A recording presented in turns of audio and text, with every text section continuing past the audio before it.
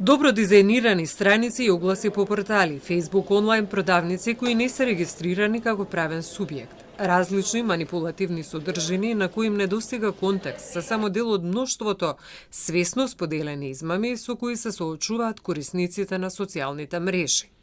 Расте бројот на измами со рекламирање на лажни лекови, што посебно се забележува за време и по пандемијата со COVID-19.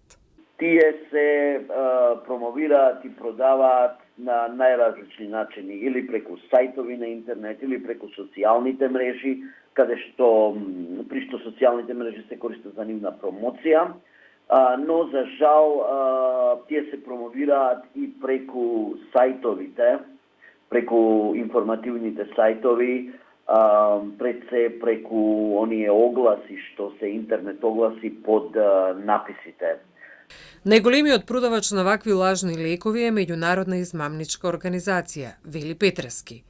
Кои се механизмите за да ги препознаеме ваквите измами на социјалните мрежи и да се спротивставиме на дезинформациите кои земаат се поголем замав?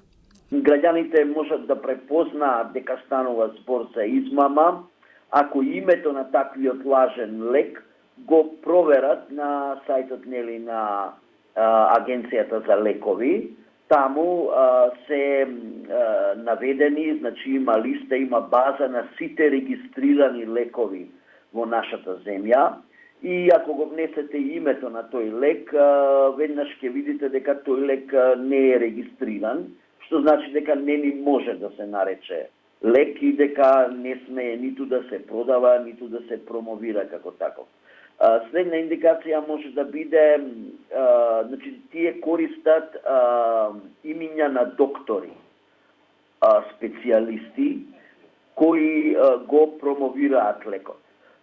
Во некои инстанци се користат имиња на вистински лекари, без нивно знаење и без нивна дозвола, ама во голем број инстанции, во најголем број инстанции, станува збор за измислени доктори.